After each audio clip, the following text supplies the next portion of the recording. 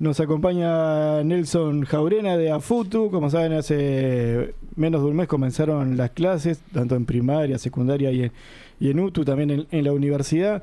Y se han encontrado, nos hemos encontrado con situaciones de violencia. En la UTU, bueno, pasó en el PTI del Cerro, también en la Escuela Técnica Santa Catalina, que hoy está siendo ocupada. Bueno, AFUTU hizo dos paros ya, ¿no? Uno la semana pasada y otro esta semana. Y bueno, vamos a hablar de eso y de otros temas de este inicio de clases. Buenos días, Nelson, ¿cómo estás? Hola, muy buenos días. Primero el agradecimiento por invitarnos a difundir lo que nos está sucediendo como trabajadores de la educación y bueno, y más en un sindicato hermano como este. Es verdad, venimos de un comienzo bastante complicado. Nosotros habíamos comenzado el año en realidad con jornadas de reclamo y de movilización que tenían que ver con el entorno de, bueno, un caos en la gestión que estaba sucediendo particularmente este año y en la forma donde se estaban designando las horas que son el trabajo anual de todos los docentes. Y a menos de un mes de comienzo de clase nos encontramos que, bueno, en los centros de estudio está estallando lo que en la sociedad está permanentemente latente y se condensa en los centros de estudio, ¿no? Y en los centros de estudio precisamente es donde tenemos una gran vulnerabilidad a la hora de cómo atacamos los problemas de violencia, es cierto. Y hemos tenido problemas en San José de violencia, hemos tenido problemas en Santa Catalina, en el centro educativo que está en el PTI del Cerro. Y bueno, y tampoco somos ajenos, ¿no? Hoy, por ejemplo, que está la ocupación de Santa Catalina en el marco de los reclamos de violencia y de condiciones de trabajo y estudio. También nos acabamos de enterar que en el CURE, que es el Centro Universitario Región Este, para el lado de allá de Rocha, también hubieron determinadas amenazas con armas de fuego y estamos tratando de interiorizar. Fue ahí lo de las armas de fuego. Nosotros estábamos viendo la noticia, pero no sabíamos bien dónde era. Sí, bueno, en el CURE. Fue ahí, en el CURE, ¿no? Sí. Bueno, y esto quiere decir que, bueno, se está condensando en los centros de estudio, están condensando problemáticas sociales producto de una política que se ha desarmado, ¿verdad? Una política neoliberal en donde ven el desarrollo de determinadas redes de asistencia social, de contención y de abrazar determinadas situaciones, se fueron desmantelando y con el desmantelamiento de esas redes barriales, locales o regionales, bueno, en los centros de estudios donde se generan esos encuentros. Pero y estamos viendo que no hay, porque hay lugares, obviamente que siempre existió toda la vida, centros en los barrios o centros en barrios de repente más carenciados, pero si me decís que en el interior también se están dando ciertos hechos, o sea que esto es algo generalizado. Y lo segundo que te quería preguntar, Nelson, tiene que ver con esto de que este año fue un año también particular porque en el medio del inicio de clases se dio el cambio de transición de las autoridades, ¿no? ¿Eso cómo calzó eso ahí? Sí, particularmente en la educación. ¿Como un vacío? Todavía está haciendo. Todavía está haciendo el cambio, todavía no se consolidó. O sea, todavía no asumieron las autoridades de CODICEN. Claro, pero no de las... Claro, pero aún no fueron nombradas las de los desconcentrados y por lo tanto continúan. Sí, porque yo vi declaraciones del director Pereira, nuestro ex director del ITS. Ex director nuestro. Sí, con un pensamiento muy conservador siempre, Juan Pereira. Consecuente. Lo recordamos, no, la verdad que la consecuencia que ha tenido en su vida es destacable para el otro lado, ¿no? Pero que sigue en su cargo, o sea, todavía no asumió las nuevas autoridades. No asumieron las nuevas autoridades. Y bueno, ahí hay múltiples factores que hay para analizar en cuanto a, bueno, al mal que le hace particularmente en la educación. Sobre todo porque desde las coaliciones de derecha, vamos a hablar de la educación, pero en ámbitos generalizados, donde están ocupando determinados puestos políticos, se están encargando de dinamitar las condiciones en las cuales dejan las administraciones. Vale decir, bueno, el caos administrativo que dejó con respecto a los docentes. Hoy la UTU cuenta, porque ANSE también incide en la gestión, en cómo se generan después los vínculos a la interna de cada centro de estudio, ¿no? ¿Cómo es eso de la gestión y eso que decide dinamitar? ¿Qué implica eso? Impusieron un modelo de elección de horas lo impusieron a quemarropa, en donde no actualizaron o no gestionaron bien las formas en donde los docentes vamos y elegimos las horas, ¿no? Todos los años nos presentamos en un ámbito administrativo, todos los docentes, y elegimos la escuela, el grupo donde vamos a dar clase, en función de un orden preestablecido. Bueno, impusieron un sistema que es vía web, es electrónico. Ese sistema no estaba preparado, pero con tal de decir que dejaban algo innovador, lo impusieron igual. Y da el resultado de hoy de 15.000 horas vacantes. O sea que hay 15.000 horas de clase al día de hoy, que no se a tomaron, un mes, que no se tomaron, pero precisamente por esa desprolijidad en cómo se fueron armando las designaciones de horas, ¿no? Que es un entramado administrativo complejo que no nos da ahora para explicarlo. Una capacitación a los docentes de cómo tomar esas horas por medio de esa plataforma, no sé qué. Bueno, ante nuestro reclamo lo que hicieron fue enviar un video, tipo los tatitos, ¿se acuerdan? Ah, sí. Bueno, sí. Así de infantil, y más nada. Pero el problema no está en cómo, en si sabés linkearte en determinados lugares. El problema está cómo organizan y ponen a disposición esas horas, que ahí es donde está involucrado directamente la gestión. Más allá de que capacitación no hubo. Era como entrar a un Zoom, ¿no? Para simplificarlo. Porque es tu trabajo, ¿no? Porque claro. Ustedes, desde el punto de vista docente, tenían que pedir trabajo por algo que era eso, que era algo nuevo, que no conocían. ¿Y cómo hace? Montón de irregularidades. A pocos días antes de cada elección de horas se cambiaban el orden, el registro que está preestablecido, por el cual el orden nosotros elegimos, lo cambiaban a horas de la designación, listados que faltaban. Un bardo. Un gran bardo que, bueno, nosotros como sindicato en realidad también un poco dejamos una duda planteada si es incapacidad o fue realmente dejar una situación, porque al día de hoy hablar de 15.000 horas vacantes, claro, 15.000 horas de docentes que no están dando clase y de estudiantes que no están recibiendo esa materia, es un montonazo de horas. Sí, cuando además el inicio de clase se dio en la fecha que se dio, porque con la excusa de que no se podían perder días de clase, en realidad hay 15.000 horas en realidad que están perdiendo horas. Claro, no sé cuántos alumnos serán ahí, pero hay muchos perdiendo clases. Son miles. Exacto. Son miles, y eso repercute también las horas sin nada, y más en el comienzo de clase, donde todavía los gurises y los trabajadores están un poco perdidos en el ritmo, incide en la convivencia directamente, ¿no? Y donde hay pradera seca, a veces una chispita sirve para encender situaciones que están latentes, pero no necesariamente tienen que, si estuviesen bien cobijados, no tendrían por qué estallar. Bien. Yo les invito, ya que porque estaba hablando de este tema, a escuchar a Paola López de ADEMU Montevideo, que también que nos mandó, la idea era que estuviera hoy acá, no pudo, pero vamos a escucharla porque habla justamente de ¿Cómo arrancaron las clases en la escuela? En la escuela, y habla de la elección de horas. Buen día a todos y todas. Gracias por el espacio para compartir algunas de las situaciones que hemos vivido desde las maestras y maestros en las escuelas públicas.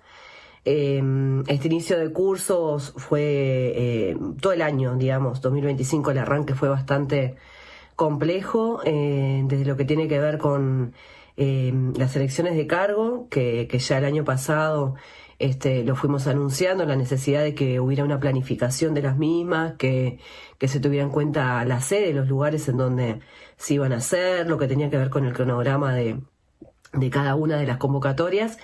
Y bueno, y este año, en el arranque, digamos, de febrero, bueno, esas elecciones no fueron de la forma más adecuadas, lugares en donde las compañeras y los compañeros estuvieron hacinados, largas horas, la página de primaria que no funcionaba en la mayoría de los casos, lo cual perjudicaba desde el inicio, desde poder acceder a qué cargos era posible elegir, las escuelas y demás, y en algunas donde fue más crítico la situación, durante la propia elección el sistema estaba caído. Eso de arranque, que claramente ya predispone a que los ánimos, que es tu fuente, la elección de tu fuente laboral para el año, ya arranque como media trastocada de forma negativa. Eso por un lado. Después en lo que tiene que ver con el propio inicio de cursos lectivo, una de los grandes problemas que nosotros tildamos de generadores de estas situaciones caóticas fue la implementación del sistema de inscripciones web, sistema que bueno, lo dispuso Codicen a nivel de todos los subsistemas desde el año pasado. En primaria se había establecido una semana presencial que era para noviembre, esa se levantó, o sea, y se dejó todo para febrero. Y bueno, y este febrero se dejó libre para que las familias pudieran acceder al centro educativo que ellas que estuvieran, que quisieran, que desearan. El problema es que a diciembre los equipos directores estipularon cuáles eran los cupos máximos, digamos, para su centro escolar, considerando la distribución de los niños y niñas por los diferentes grupos, pensando en la escasa posibilidad de movilidad en lo que son las escuelas de tiempo completo y tiempo extendido, y sobre todo también contemplando las cuestiones edilicias de la propia escuela, que hay lugares en donde es posible desdoblar un grupo y en otros no. ¿Por qué digo todo esto? Porque ese trabajo previo que las directoras y los directores hicieron, dejando establecidos los números que eran viables para el inicio de 2025, cuando se habilita la inscripción web en febrero, eso no se contempla porque la página, o sea, el formulario web, no contemplaba un tope. O sea, cada familia podía inscribirse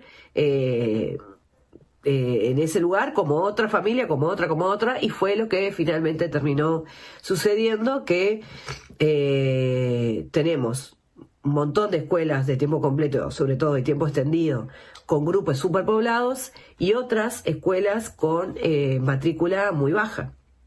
Entonces, cuando nosotros hicimos esta denuncia y la seguimos sosteniendo, nos preocupa de no contemplar esto de la autonomía justamente de los centros educativos, la labor de los equipos directores que, conociendo la comunidad y conociendo su centro, estipularon esos cupos, y una vez que llegó la inscripción web, que nosotros no nos oponemos obviamente a la cuestión de digitalizar y de avanzar en lo que tiene que ver con el uso de la tecnología, y en este caso de generar esto de llevar a cabo un servicio más cómodo de la familia, de su hogar, que pueda decir, bueno, yo tengo estas opciones para poder elegir.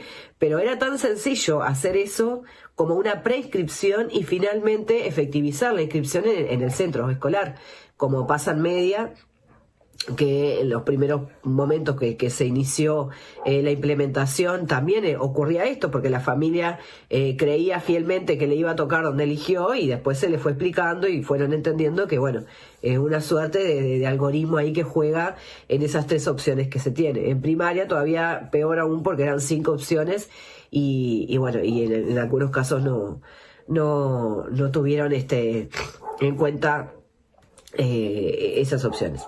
Sumado a esto, nosotros en primaria tenemos que criterios, digamos, de prioridad en cuanto a que si ya hay niños en la escuela, o sea, si hay hermanos, el que ingresa tiene una prioridad a ingresar. Lo mismo en los casos que ingresan en las escuelas que se cuenta inicial o los jardines, los que vienen de CAIF también tienen su prioridad y de alguna manera su lugar allí.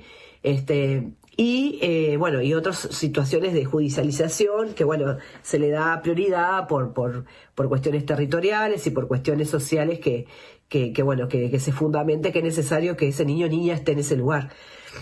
Todas estas cosas que estoy mencionando en ese sistema web no estaba incluido. Además, y mejor dicho, en las escuelas, como se cubrieron todos los cupos, no fue posible dejar lugar para esos posibles situaciones, ¿no? Que a lo largo del año se van dando, inclusive ya a esta altura, 25 o 26 de septiembre que estamos hoy, se han dado esas situaciones. Encima del grupo superpoblado te siguen dando algunos ingresos en algunas escuelas y jardines. Otra cosa no menor es el vínculo, la interacción primaria con la familia, ¿no? Ese acercamiento primero de la familia que llega a la escuela, que conoce, la directora, las docentes pueden explicar cómo es las características, las condiciones. No es lo mismo que mi hijo que por ahí tiene determinadas condiciones que yo necesito que sea un grupo que lo pueda contener, que primero, si estamos hablando de que va a llegar un grupo de 30, hay ciertas condiciones que no van a estar garantizadas. Entonces, eso que se podía dar en esa primera conversación, en esto de la web, impersonalizado, el sistema, no se dio. Por lo tanto, al cierre de esas inscripciones... Bien, bueno, ahí se cortó Paula. Pero bien, ahí hablaba, Paula, además de la elección, también todos los problemas que tienen las familias para elegir una escuela, que a veces... Sí, un hilo conductor común es el tema del sistema. Exacto. El sistema caído que tantas veces dijo Paola, o sea, que había un sistema precioso para inscripción, pero que no funcionó. Un poco lo que decías vos, Nelson. Alejado de la realidad, ¿no? Sí, claro. Sí. Y lo otro que me llamó la atención, que yo no lo había sentido nunca, era que era voluntad. Históricamente vos te asignaban dentro de tu zona o lo que fuera una escuela a la que vos, o dos escuelas a la que vos podías llevar a tus hijos. Y acá no, vos estabas en cualquier parte de Montevideo y a voluntad te podías escribir en cualquier escuela que quisieras. Claro, después vimos por la televisión o por los medios los padres haciendo fila afuera de la escuela reclamando que no había lugar. Porque claro, yo me anoté en esta escuela y ahora, ¿y con qué le decía a ese padre? No, ahora no tenés que ir a aquella. Me anoté y me planifiqué. Claro, ya está. Sí, pero nunca había pasado eso, me parece. No sé. No sé, yo recuerdo de cuando escribí a mi hijo que tenías la opción de 3 escuelas, que era una, y podías poner una de tiempo completo y 2 de tiempo simple. Pero siempre en tu zona, Sí, igual yo me acuerdo que de las 3 que puse no me tocó ninguna de las 3. y ahora van a otra que ni siquiera era la que me habían dado tampoco, pero bueno, era como que es algo que ya viene. Bueno, sí, a veces eso es un gran peso que tiene la administración pública en la educación, que muchas veces los sistemas están alejados de la realidad. Particularmente en la Universidad del Trabajo, todavía eso se potencia mucho más porque son cursos específicos, claro, no son generales. Claro. Si querés ir ahí, tenés que ir ahí. Tenés que ir ahí, claro. Y también no hay una distribución con determinadas lógicas para poder acceder a distintos niveles de cursos, sino que, te toca irte del cerro al buceo porque querés hacer algo de informática, profesionalizarte, lo que sea. Tenés que tomarte 20 ómnibus, ir para ahí porque más cerca no tenés. Claro, eso es verdad, sí. Una de las cosas ahí que ya, saludando acá a la barra de la UTU de Arroyo Seco acá enfrente, que han pasado varias direcciones, obviamente han pasado decenas de generaciones de gurises y gurisa que vienen a hacer gimnasia acá al sindicato. Sí. De hace mucho tiempo, de hecho, ya no sé cuántos años, pero seguro más de 10 años que están viniendo al gimnasio del sindicato. Nosotros con un orgullo bárbaro y nos encanta, todas las mañanas vienen los gurises. De hecho han venido, después de irse de la UTU, han pasado por acá a saludar. Che, sí, yo vine a hacer gimnasia acá, la verdad. Se van todo el mundo agradecido. Cabe decir que no le cobramos nada a la UTU, porque generalmente cuando prestamos el sindicato no le cobramos nada a nadie. Pero esto me hace recuerdo, Nelson, en que siempre decíamos con aquel director que estaba en aquel momento, dice, no, esto va a ser algo momentáneo. Estoy hablando capaz que año 2014, 2015, por ahí. Algo momentáneo, mientras que nos hacen el gimnasio. Claro, vinieron por una chaca y quedaron efectivos, claro. Yo siempre le digo al director. Pero esto traemos a colación una discusión, que es este año 2025, año de presupuesto, año de nuevas autoridades, un nuevo periodo de gobierno.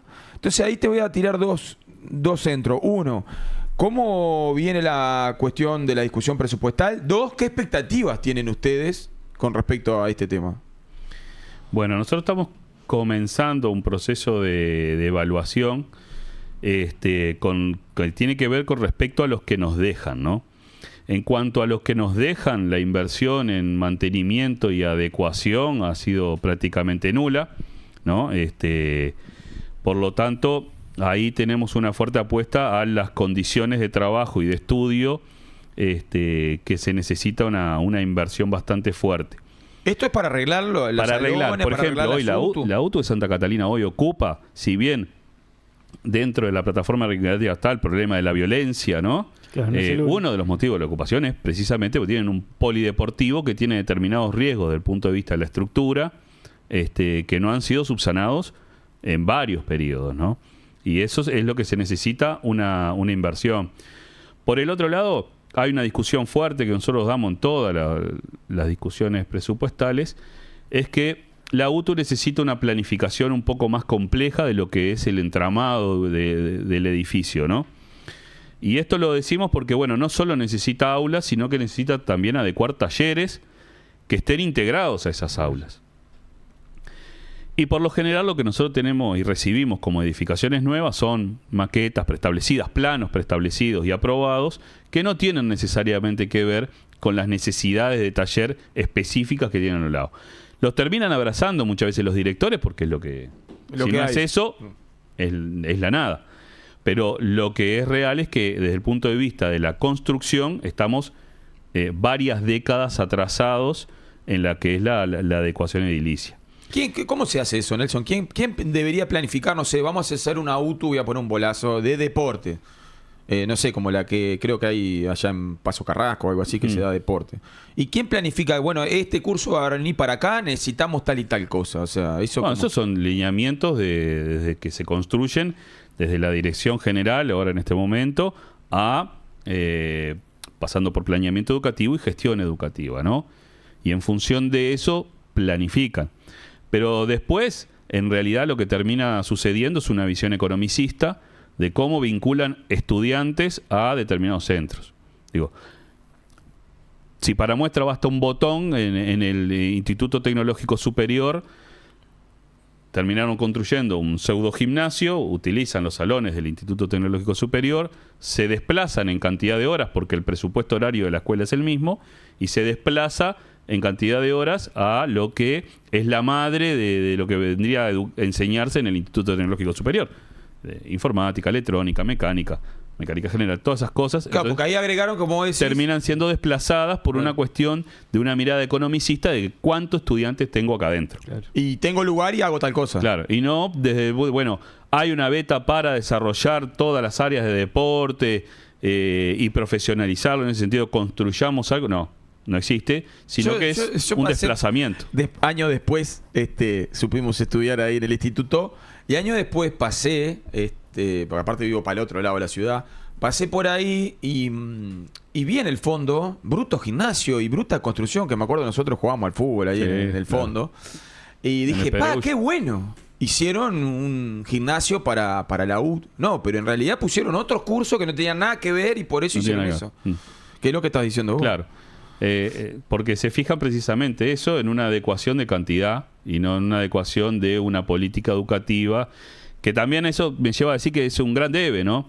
Porque si bien no solo nosotros enseñamos para el mercado de trabajo, nosotros siempre decimos para el mundo de trabajo, que es mucho más amplio, es cierto también que tenemos un estrecho vínculo con la planificación productiva del país. La alta primarización de la economía en los últimos periodos repercutió directamente en cuál es la matriz educativa de la Universidad del Trabajo, ¿no? Entonces... Y los servicios también, ¿no? Porque primaria y servicio, ¿no? También claro, sí.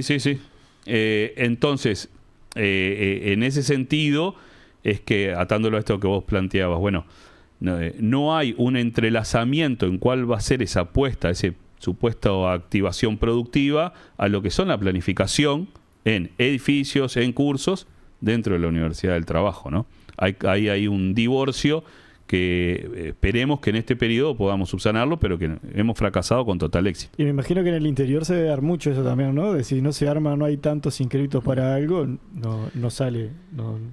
En el interior repercute, sí, todavía más. Nosotros, recién la compañera hablaba de un ratio, ¿no? Que tiene que haber para la apertura de determinados cursos, porque tiene que haber tantas maestras para tantos alumnos. Bueno, nuestro ratio, además de estar planteado desde eso, está planteado desde, cuáles van a ser las propuestas educativas que tiene esta zona del interior y qué puedo yo desde la UTU darle, ¿no? Tengo talleres para esto, tengo docentes para esto. Que en este momento el macrocefalismo viene ganando ahí. Muchas veces se terminan dando aunque ahora con la UTEC y hay algunas determinadas iniciativas que ha ido subsanando, pero sí siempre terminan en cursos de niveles medio, y si quieren superarse tienen que venir hacia acá. Montevideo. Claro. Che, y el tema de las expectativas con las nuevas autoridades, ¿cómo viene eso? ¿Han tenido alguna reunión? ¿Cómo viene eso? Perdón, Sí. antes que responda, nos tenemos que despedir de quienes están escuchando por CX30. Usted conduzca. Porque bueno, ya son las 12. Agradecemos ahí a todos quienes están escuchando la 30. Y si quieren seguir escuchando la respuesta de ahora de Nelson, pueden ir a YouTube, ahí en el canal de Aute, Empezando y Haciendo, estamos en vivo y seguimos una hora más. Ahí va, un saludo ahí para la barra en el estudio de la 30. A todos en el estudio de la 30 y continuamos, Nelson. Bueno, nosotros tuvimos una reunión con lo que vendrían a ser las futuras autoridades de la UTU. Nosotros le planteamos un documento que, para hacerlo de forma sintética, lo planteamos en 3 columnas que se entrelazan. Uno que tiene que ver con la dimensión pedagógica de la UTU.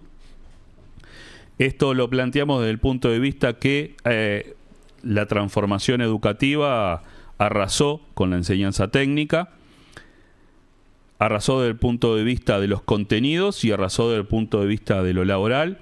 Hay, de todo un poco. Hay unificaciones de área, hay un vaciamiento en cuanto a los contenidos en la formación técnica, tecnológica, agraria y artística.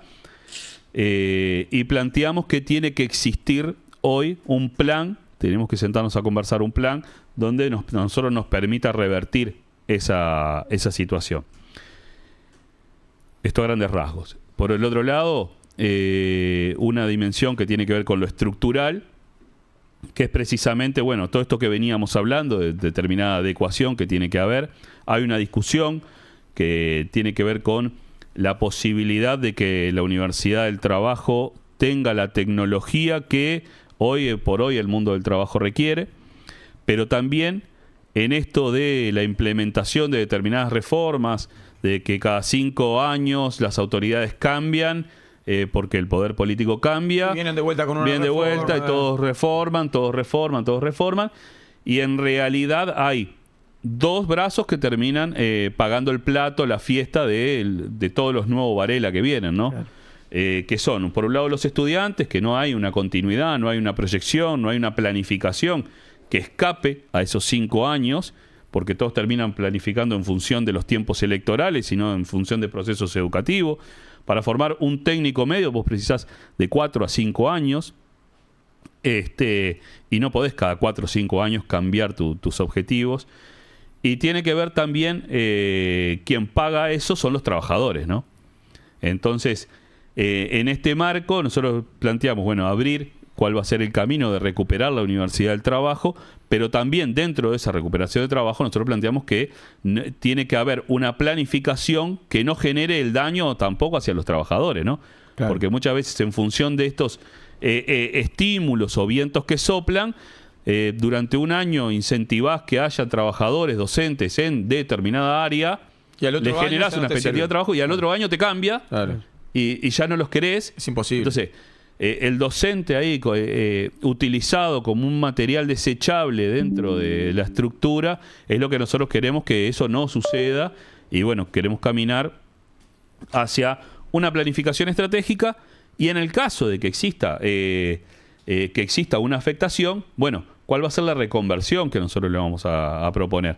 Hoy por hoy existen para el cortísimo plazo la necesidad de generar mayores vínculos que trabajen en lo social dentro de la educación entera, ¿no? Pero vamos a hablar de la UTU, que trabajen dentro del restablecimiento del vínculo más desde lo humano, desde lo profesional, desde el estar ahí, desde contener, desde irlo a buscar.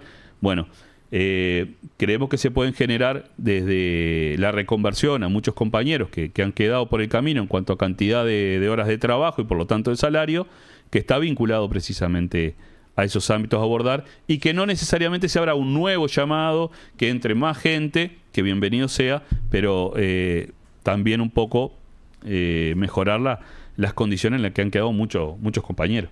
Toma tu mate que te voy a hacer otra pregunta. Lo estoy mirando de lejos desde hoy, pero no pasaba acá, el muro no pasaba. No, el año que viene, hablando de reforma y reforma, uno de los precursores de estas grandes reformas, 30 años se van a cumplir el año que viene de la reforma Rama, al menos del 96, que fue un poco de aquel irrupción del movimiento estudiantil. 30 años. No, yo pensando en esto del por qué y el para qué de la educación técnica, ¿no? Porque tenemos un debate que es nacional, de perspectiva estratégica del país, que ahora, bueno, como PIT-CNT lo estamos tratando de dar y tratando de colocar algunos elementos de esto de la famosa Estrategia Nacional del Desarrollo, porque a partir de lo que el país resuelva, para dónde van a ir sus ramas productivas, dónde va a poner, los huevos en qué canasta va a poner, es que se tiene que pensar esto, porque si es un país que nos vamos a ir dedicando a vender 4 o 5 commodities, que va a ser primarizado y que vamos a dedicarnos a vender servicios baratos y a tener empleos de baja calidad, como que la educación técnica en ese marco es muy discutible. Ahora, si vos querés un país que eleve su grado de productivos, que vos digas, mirá, voy a priorizar 4 o 5 ramas de actividad y le voy a dar, voy a exonerar, voy a poner, voy a promover, bueno, ahí la educación técnica se puede planificar también. Digo que esto de la discusión que tuvimos siempre de para qué se forma, si para los intereses y la demanda de las empresas que se vienen a instalar, como UPM o como no sé qué. Me acuerdo cuando vino UPM todo a formar soldadores porque no había soldadores. Bueno, pero ¿y después qué hace con todo eso? ¿No? Entonces, o para el mundo del trabajo, que vos le des una educación integral, que la juventud se pueda desenvolver, tomar sus decisiones, que tenga responsabilidad, que tenga disciplina en el trabajo. Yo me acuerdo, después con el tiempo te vas dando cuenta, pero me acuerdo teníamos un docente, la verdad no sé si digo la verdad porque hace muchos años, llamado Choviet, que cuando yo entré en primero de UTU, te hacía soldar un fierro, te hacía limar un fierro, y vos ibas todas las clases y estábamos horas y horas y horas limando un fierro. Y vos decías, claro, 14, 15 años y estabas digo, ¿para qué te estabas limando un fierro? Digo, claro, después con el tiempo te das cuenta para qué es que te hacía limar el fierro, porque vos tenías la responsabilidad de tener el trabajo, la disciplina de hacerlo, la constancia, la prolijidad. O sea, sobre la lima de ese fierro en realidad estabas aplicando, después con el tiempo uno razona un montón de cuestiones que te iban a servir para la vida, no para limar el fierro, ¿no? Entonces, claro, digo porque la educación técnica tiene que ver con eso, de cómo te da herramientas no para ir a trabajar a tal lugar, sino para ir a trabajar a la vida, ¿no? Que bueno, pero también necesitamos un proyecto de país donde la educación técnica se inscriba dentro de ese proyecto de país. Por eso que la discusión presupuestal y a dónde vamos a poner los énfasis es muy importante. Es importantísimo. Mirá, yo venía pensando precisamente, ¿no?, en el nombre del programa, ¿no?, que es como ahí está entrelazado cada uno y uno se nutre con el otro, ¿no?, el pensando y haciendo. Es cierto lo que vos decís, determinadas tareas que todos en su tiempo pasamos, imagínense, yo que hice mecánica industrial mucho más, sí, que eran horas y horas adelante de esa morsa, tiene que ver sí con la disciplina del trabajo, pero tiene que ver también en cómo aprendés a dominar la técnica en función de una abstracción que vos tenés en la cabeza. Una vez que vos miraste el plano de lo que vas a hacer, hay una abstracción y se construye conocimiento a partir de eso. Entonces el ejercicio práctico tiene que ver también con eso, tiene que ver con la disciplina, pero también con cómo vos mismos vas construyendo tu propio conocimiento. Porque no hay un libro que diga qué pulso tenés. Claro. No hay un libro que diga que te diga precisamente, hay una técnica que vos la aplicás, pero que te diga exactamente cómo la vas a terminar. Bueno, esa construcción es precisamente lo que después te permite desarrollar determinado método de pensamiento hacia la sociedad, por ejemplo, y hacia tu rol, que vos también te estás construyendo en ese rol en la sociedad. Y si bien es cierto lo que vos decís, de que estamos vinculados a la tarea concreta, ¿no?, los UPM, nosotros más que nada necesitamos una planificación estratégica, porque si mañana viene una inversión, sea la que sea, o para desarrollar determinadas tareas, vos no lo vas a formar en un año. o en 6 meses. O mentira, o podés reconvertir a un pequeño sector, Claro. pero no una masa de trabajadores. El segundo elemento que tiene que ver ahí es que vos no necesariamente vas a apostar a competir en la alta producción, ¿no? Pero sin embargo podés competir o podés aportar en cuanto al conocimiento, en cuanto al desarrollo tecnológico, en cuanto perfeccionás determinada tecnología. En eso sí. Y bueno, eso necesita una apuesta de años y una mirada estratégica y no cortoplacista de cada 5 años. Por eso, estas cuestiones también hacen a que nosotros reivindicamos profundamente la autonomía de cogobierno. Precisamente para escapar a esta mirada cortoplacista de los 5 años, que tengo que inaugurar 3 escuelas, que no importa cómo son, porque nadie va a preguntar, que estén pintaditas y yo voy, corto la cinta, escaparte un poco de esa lógica. O miren, yo soy innovador porque puse determinado programa de contención. Bueno, esa es la mirada estratégica que nosotros estamos reivindicando, que nos parece fundamental abrir un marco de conversación. Que lo planteamos con las nuevas autoridades, no les quería escapar a la pregunta esa. 3 veces le dije. Que se lo hemos planteado en ese documento en cuanto a la discusión de estructura. Pensar la UTU desde un punto de vista estructural y no funcional a la carrera de tal o cual. Y otra columna que nosotros planteábamos, que es con respecto a profundizar la negociación colectiva, que muchas veces, lo deben sufrir también, en el sector público. Sí. Es muy difícil. Muy complicado. Es muy complicado. Sí, economía tiene poder de veto, el Ministerio de Trabajo prácticamente no incide y quedás ahí mano a mano con un tripartito, que no es tripartito, es bipartito. Que no es tripartito porque el Ministerio también tiene sus intereses dentro de lo que es la planificación de gobierno. Del Poder Ejecutivo, por supuesto. Del Poder Ejecutivo. Entonces terminás ahí nadando en una especie de reducida la negociación colectiva a un problema de correlaciones de fuerza y no de mirada estratégica. Entonces, bueno, cómo nosotros pensamos también el vínculo es algo que nosotros se lo propusimos, y aprendiendo también de periodos pasados con estas mismas direcciones, de decir, bueno, ya nos conocemos, venimos de un periodo de coalición de derecha que la negociación colectiva directamente no existió, pero tampoco queremos ir hacia la construcción de diálogos estériles que no se aterricen en políticas concretas, en mejores condiciones de estudio, planificación estratégica y mejores condiciones laborales, ¿no? Bien. Vamos a ver que en primaria, esto mismo que es lo que nos dice Paola López sobre, bueno, en primaria cuáles son las reivindicaciones o qué esperan del nuevo gobierno.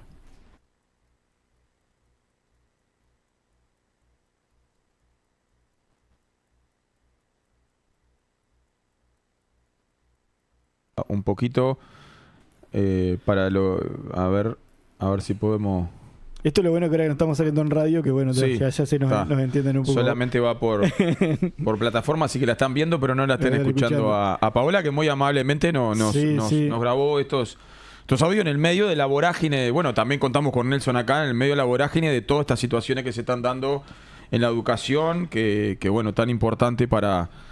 Un poco con esto porque el ministro de Educación dijo que iban a intentar, porque hay que ver si le dan los votos, volver a los consejos, ¿no? Sacar las direcciones. ¿Eso cómo lo ven ustedes? Bueno, acá vale puntualizar, primero que nada, y repito, que nuestro reclamo histórico es por autonomía y cogobierno. Claro. Y vemos con buenos ojos como un elemento intermedio, desde un razonamiento de la resistencia, volver a la participación de los docentes en los consejos, y que vuelvan a ser no direcciones generales, sino que vuelvan a ser precisamente consejos. Porque eso le va a permitir una mayor democratización a la hora de mirar en perspectiva la educación y no depender de la voluntad política del monarca de turno, ¿no? Porque hoy estos periodos pasados se ha comportado así, más que como un gestor, como un monarca. Yo digo que sí, yo digo que no. Recordar esto para traducir en lenguaje común, cuando vos decís lo de direcciones o consejos, es que la dirección tenía mucho menos autonomía que el consejo, vamos a decir, en este periodo de gobierno pasado que pasó de multicolor. Tenía menos autonomía con respecto al CODICEM, por el vínculo estrecho y directo. Y no había participación ninguna. Claro, no había participación, pero sí dentro del desconcentrado dependías exclusivamente de la voluntad de una persona. Ahí va, ¿no? eso. Eso lo pone al director general en una posición de fuerza bastante importante. Digo, por eso tomaron tanta relevancia, no sé, los Juan Pereira, los Cherro, o sea, claro, que era una persona. Claro, eran una persona, ellos decidían y ellos hacían. Es más, habían dejado testimonialmente, casi como pagando una cuota política, la subdirección, digamos, pero era testimonial. Testimonial totalmente, quien terminaba diciendo las direcciones generales. Sí, ni siquiera nos acordamos de los directores o de los otros que estaban. No. Bueno, en este caso en UTU debe haber salido más a la luz pública por los casos de corrupción que se desataron vinculados a determinadas compras. Salen por... Y que también en esas denuncias también había un problema de malo trato de Juan Pereira hacia Otamendi, y en eso que se corrió a través de toda la prensa. Ring y ranga entre ellos. Claro, y se estaba, claro. Por eso capaz que cobró un poco más de notoriedad, pero en realidad quien hace y deshace es el director general. Bien. Y bueno, ahora Maía, ¿no? La idea era volver a los consejos, pero igual hay una correlación de fuerzas ahí. ¿Anunció cuando asumió? Sí, cuando asumió. Está bien. Vamos a ver del dicho al hecho, porque ayer... Claro. Cuando asumieron también dijeron que iban a tirar para atrás el proyecto Neptuno. Claro, y ayer con se va a renegociar. Con Orsi la cabeza, y ayer ya... bueno, ahí... Hay que ver las implicancias legales. A lo Luisito Suárez, ahí, claro, no va a ser tan así. Vamos a ver cuáles son la bajada a tierra. Nosotros siempre vamos con la expectativa de que, siempre digo lo mismo, si hacen el 15% de todo lo que dijeron, nosotros vamos a saludar. Pero hay que esperar. Bien, no sé, ahí veo que están... ¿Cómo estamos con el equipo técnico ahí? ¿Sale Paola tiene o no tiene audio, Paola? Vamos entonces, escuchamos a... Que no es poca cosa. Lo otro, señalizar que bueno, en este periodo que estamos de cambio de autoridades, a nivel de la Federación Uruguaya de Magisterio se tuvo una reunión de manera informal con lo que van a ser las próximas autoridades de la Dirección General. En esta perspectiva de trasladar, bueno, discusiones que la Federación ha tenido, documentos que han emanado del Congreso que tuvimos el año pasado, sobre presupuesto, política educativa, esto que hablamos de la violencia en los entornos educativos, y bueno, cuestiones generales que nosotros estamos priorizando con problemas bien claros, que es esta necesidad de mayor cargos docentes, sostener los que tenemos y crear más. El año pasado arrancamos el año con compañeras y compañeros, algunos recién recibidos y otros en los últimos años que no pudieron acceder a un cargo recién hasta mediados de año. Eso también nos preocupa, que lo consideramos como una oportunidad cuando se plantea esto, que la baja de la matrícula puede provocar, mejor dicho, el descenso de la natalidad ha provocado la baja de la matrícula. Y nosotros lo planteamos desde post-pandemia de que es una oportunidad para crecer en aprendizaje, para crecer en un formato de escuela pública que garantice que todos y todas aquellas que llegan a la escuela aprendan efectivamente. Y desde nuestro lugar de docentes sindicalizados, que estén las condiciones justamente laborales dignas para poder enseñar. Entonces ahí hay como... una mirada global, integral de lo que planteamos en cuanto a esto de presupuesto ligado a la política educativa, ¿no? La creación de cargo, la cuestión de los auxiliares en todo lo que tiene que ver con educación inicial. Nosotros tenemos una gran inequidad, que son las profesoras de arte que tienen asignadas 15 horas que no se bata a un salario de 20 horas, por lo tanto ahí hay como una doble inequidad en cuanto a carga horaria y en cuanto a salario. Tenemos el tema de las maestras comunitarias, que en esta administración pasada hubo una reducción de su salario, o sea que perdimos lo que es que el contrato se extendiera de marzo a febrero.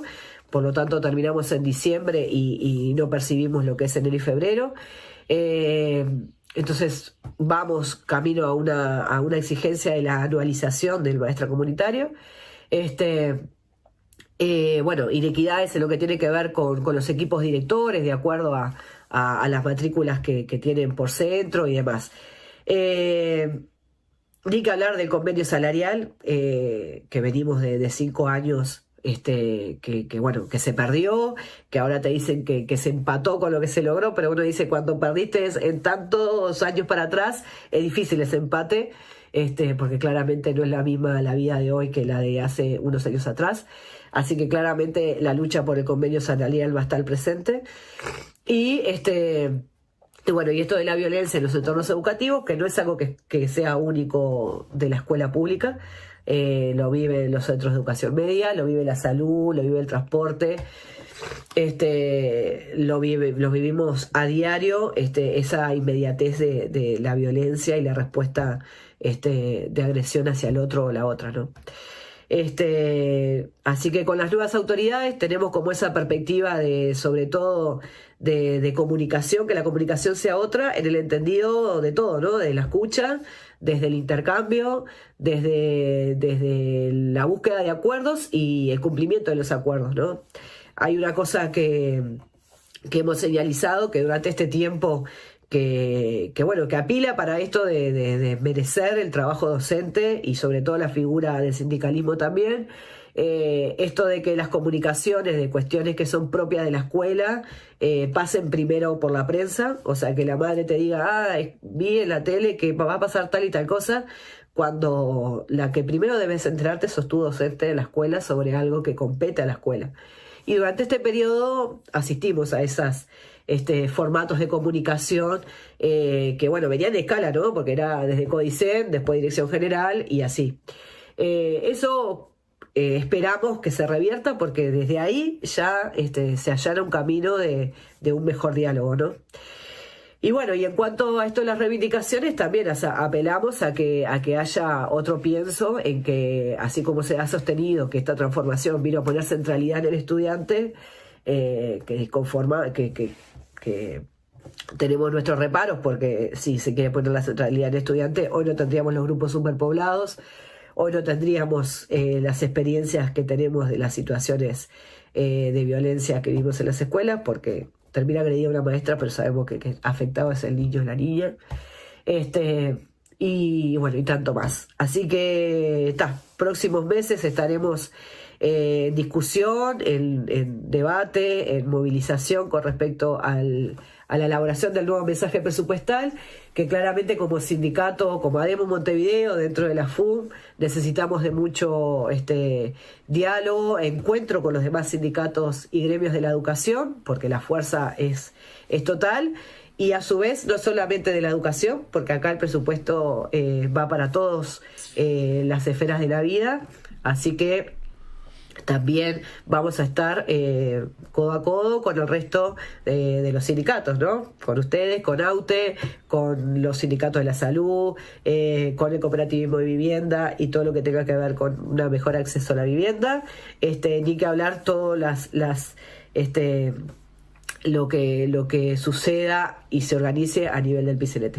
Así que, bueno. Bien, agradecer gracias a Paola López, secretaria general de ADEMO Montevideo. Sí, un abrazo gigante para Paola.